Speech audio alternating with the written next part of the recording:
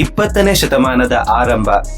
ಭಾರತದ ಶಿಕ್ಷಣ ವ್ಯವಸ್ಥೆಯಲ್ಲಿ ಗುರುಕುಲ ಪದ್ಧತಿ ಅಳಿದು ಹೋಗಿ ಪಾಶ್ಚಾತ್ಯ ಶಿಕ್ಷಣ ವ್ಯವಸ್ಥೆ ಆವರಿಸಿಕೊಳ್ಳುತ್ತಿದ್ದ ಕಾಲ. ಇಂತಹ ಸಂದರ್ಭದಲ್ಲಿ ಭಾರತದ ಮೂಲ ಸಂಸ್ಕೃತಿ ಮತ್ತು ನಂಬಿಕೆಗಳನ್ನು ಪುನರುಜ್ಜೀವನಗೊಳಿಸಲು ಮದನ ಮೋಹನ ಮಾಳವೀಯರು 1916ರಲ್ಲಿ ಕಾಶಿಯಲ್ಲಿ ಸ್ಥಾಪಿಸಿದ ವಿಶ್ವವಿದ್ಯಾಲಯವೇ ಬನಾರಸ್ ಹಿಂದೂ ವಿಶ್ವವಿದ್ಯಾಲಯ.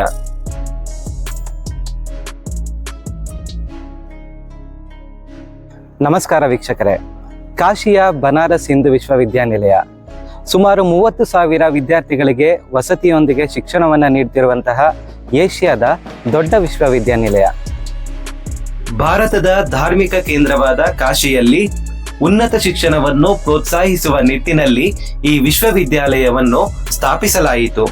ನಂತರ ಸ್ವಾತಂತ್ರ್ಯ ಹೋರಾಟದ ಕೇಂದ್ರವಾದ ಈ ವಿಶ್ವವಿದ್ಯಾಲಯ ಸಾವಿರಾರು ಮಹನೀಯರನ್ನು ದೇಶಕ್ಕೆ ಕೊಡುಗೆಯಾಗಿ ನೀಡಿದೆ.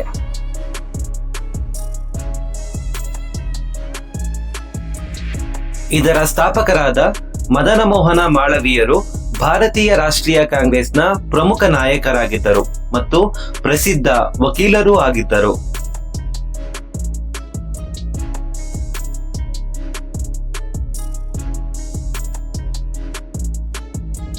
ಭಾರತೀಯ ಮೌಲ್ಯಗಳೊಂದಿಗೆ ಆಧುನಿಕ ಶಿಕ್ಷಣವನ್ನು ಬೋಧಿಸುವ ಉನ್ನತ ಶಿಕ್ಷಣ ಸಂಸ್ಥೆಯೊಂದರ ಅಗತ್ಯತೆ ಕಂಡುಕೊಂಡ ಮಾಳವೀಯರು 1911ರಲ್ಲಿ ಕಾಂಗ್ರೆಸ್ನ ರಾಷ್ಟ್ರೀಯ ಶೈಕ್ಷಣಿಕ ಸಮಾವೇಶದಲ್ಲಿ ಇದನ್ನು ಪ್ರಸ್ತಾಪಿಸಿದರು.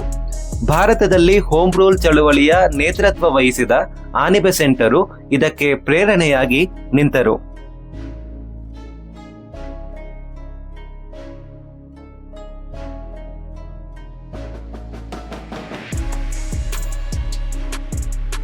ಈ ನಿಟ್ಟಿನಲ್ಲಿ ದೇಶದೆಲ್ಲೆಡೆ ಸಂಚರಿಸಿದ ಮಾಳವೀಯರು ರಾಜರನ್ನು ಸಂದರ್ಶಿಸಿ ಮನೆ ಮನೆಗೆ ಭೇಟಿ ನೀಡಿ ಅಗತ್ಯವಾದ ದೊಡ್ಡ ಮೊತ್ತವನ್ನು ಸಂಗ್ರಹಿಸಿದರು. ನಮ್ಮ ಮೈಸೂರಿನ ಮಹಾರಾಜ ರಾಜರ್ಷಿ ನಾಲ್ವಡಿ ಕೃಷ್ಣರಾಜ ಒಡೆಯರವರು ಅಂದಿನ ಕಾಲಕ್ಕೆ 1 ಲಕ್ಷ ರೂಪಾಯಿಗಳನ್ನು ದೇಣಿಗೆಯಾಗಿ ನೀಡಿದರು. ಇದರ ಸವಿನೆನಪಿಗಾಗಿ ಈ ಕಟ್ಟಡದಲ್ಲಿ ಮೈಸೂರು ಹೌಸ್ ಎಂಬ ಕೊಠಡಿಯನ್ನು ನಿರ್ಮಿಸಲಾಗಿದೆ.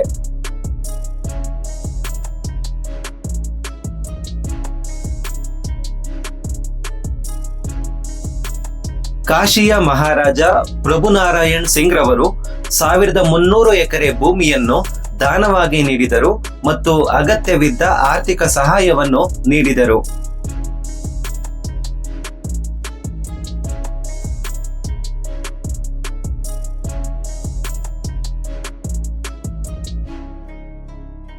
ಹೀಗೆ ಮಾಳವೀಯರ ಛಲದ ಪ್ರಯತ್ನ ಮತ್ತು ಸಮಾಜದ ಸಹಕಾರದಿಂದ 1915ರಲ್ಲಿ ಬ್ರಿಟಿಷರ ಅನುಮತಿಯನ್ನ ಪಡೆದು 1916ರಲ್ಲಿ ಬನಾರಸ್ ಹಿಂದೂ ವಿಶ್ವವಿದ್ಯಾನಿಲಯ ಉದ್ಘಾಟನೆಗೊಂಡಿತು.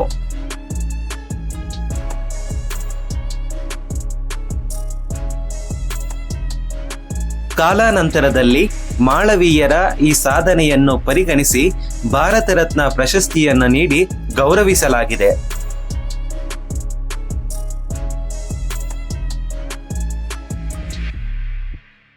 ಇಲ್ಲಿಗೆ ಭೇಟಿ ನೀಡಿ ಭಾಷಣ ಮಾಡಿದ ಮಹಾತ್ಮ ಗಾಂಧೀಜಿಯವರು ಬನಾರಸ್ ಹಿಂದೂ ವಿಶ್ವವಿದ್ಯಾನಿಲಯವು ಸ್ವಾತಂತ್ರ್ಯ ಹೋರಾಟದ ಕೇಂದ್ರವಾಗಲು ಮುನ್ನುಡಿ ಬರೆದರು.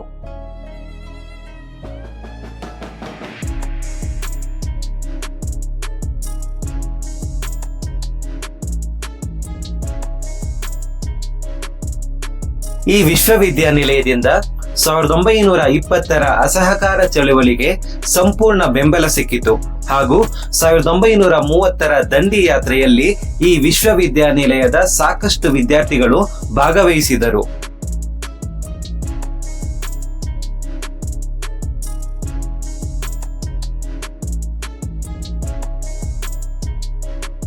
ಸಾವಿರದ 1939ರಲ್ಲಿ ಇಲ್ಲಿಗೆ ಭೇಟಿ ನೀಡಿದ ಸುಭಾಷ್ ಚಂದ್ರ ಬೋಸರು ವಿದ್ಯಾರ್ಥಿಗಳಲ್ಲಿ ಸ್ವಾತಂತ್ರ್ಯದ ಕಿಚ್ಚು ಹಚ್ಚಿಸಿದರು. 1942ರ ಕ್ವಿಟ್ ಇಂಡಿಯಾ ಚಳುವಳಿಯಲ್ಲಿ ಇಲ್ಲಿನ ವಿದ್ಯಾರ್ಥಿಗಳ ಪಾತ್ರ ಅಧಿಕವಾಗಿತ್ತು. ಅಲ್ಲದೆ ಕ್ರಾಂತಿಕಾರಿ ಹೋರಾಟಗಾರರಿಗೆ ಇದು ಗೌಪ್ಯ ತಾಣವಾಗಿತ್ತು.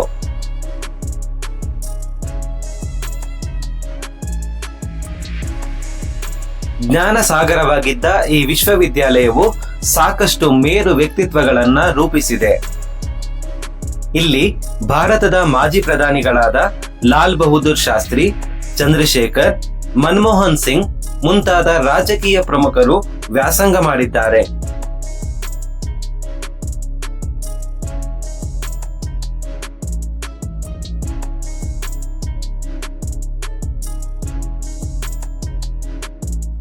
ರಾಫಿ ಅಹಮದ್ ಕಿದ್ವಾಯಿಯಂತಹ ಸ್ವಾತಂತ್ರ್ಯ ಹೋರಾಟಗಾರರು, ಹರಿವಂಶ ರೈ ಬಚ್ಚನ್ರಂತಹ ಲೇಖಕರು, ಓಂಕಾರ್ನಾಥ್ ಠಾಕೂರರಂತಹ ಸಂಗೀತ ತಜ್ಞರು, ಜಯಂತ್ ನಾರ್ಲಿಕರ್ ರಂತಹ ಖಗೋಳ ತಜ್ಞರು, ಸೋನ್ ಮಾನ್ಸಿಂಗ್ ರಂತಹ ನೃತ್ಯಗಾರ್ತಿ, ಭಾರತ ರತ್ನ ಪುರಸ್ಕೃತ CNR ರಾವ್ ರಂತಹ ವಿಜ್ಞಾನಿಗಳು, ಹೀಗೆ ಸರ್ವ ಕ್ಷೇತ್ರಗಳ ಸಾಧಕರು ಇಲ್ಲಿ ವ್ಯಾಸಂಗ ಮಾಡಿದ್ದಾರೆ.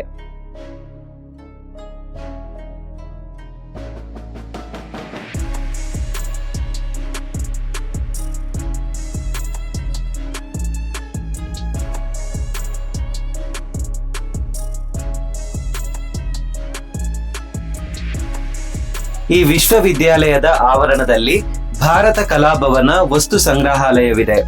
1920ರಲ್ಲಿ ಪ್ರಾರಂಭಗೊಂಡ ಈ ವಸ್ತು ಸಂಗ್ರಹಾಲಯದಲ್ಲಿ ವಿವಿಧ ಕಾಲದ ಶಿಲ್ಪಕಲೆ ಮತ್ತು ಚಿತ್ರಕಲೆಗಳ ಸಂಗ್ರಹ, ಹರಪ್ಪ ಮತ್ತು ಮಹೇಂಜದಾರೋ ನಾಗರಿಕತೆ ಸಂಬಂಧಿತ ವಸ್ತುಗಳು, ವಿವಿಧ ಭಾಷೆಗಳ ಹಸ್ತಪ್ರತಿಗಳು, ಜನಪದ ಸಂಗ್ರಹ, ಗಾಂಧೀಜಿಯವರ ಸ್ಮಾರಕ ಸಂಗ್ರಹಗಳನ್ನು ಕಾಣಬಹುದಾಗಿದೆ. ಸಂಸ್ಥಾಪಕರಾದ ಮದನ ಮೋಹನ ಮಾಳವೀಯರಿಗೆ ಸಂಬಂಧಿಸಿದ ವಸ್ತು ಸಂಗ್ರಹಾಲಯದ ಒಂದು ವಿಭಾಗ ವಿಶೇಷವಾಗಿದೆ.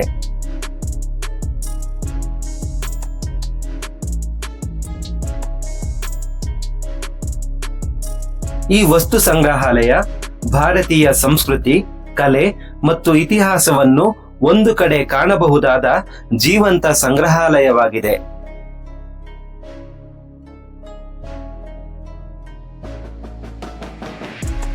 ಬನಾರಸ್ ಹಿಂದೂ ವಿಶ್ವವಿದ್ಯಾನಿಲಯ ಭಾರತೀಯ ಪರಂಪರೆ, ಸ್ವಾತಂತ್ರ್ಯ ಚಳುವಳಿ ಮತ್ತು ಆಧುನಿಕ ಶಿಕ್ಷಣ ವ್ಯವಸ್ಥೆಗಳ ಕೊಂಡಿಯಾಗಿ ಕಾರ್ಯನಿರ್ವಹಿಸಿದೆ.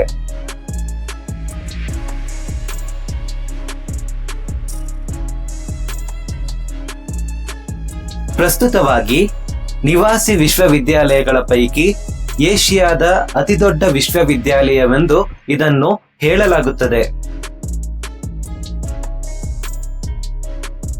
ಹೀಗೆ ಬನಾರಸ್ ಹಿಂದೂ ವಿಶ್ವವಿದ್ಯಾಲಯವು ಶತಮಾನಗಳ ಕಾಲ ಭಾರತ ಶಿಕ್ಷಣ ವ್ಯವಸ್ಥೆಗೆ ತನ್ನ ಅತ್ಯಮೂಲ್ಯ ಕೊಡುಗೆ ನೀಡಿದೆ ಮತ್ತು ದೇಶೀಯ ಸಂಸ್ಕೃತಿಯನ್ನು ರಕ್ಷಿಸುವಲ್ಲಿ ಯಶಸ್ವಿಯಾಗಿದೆ.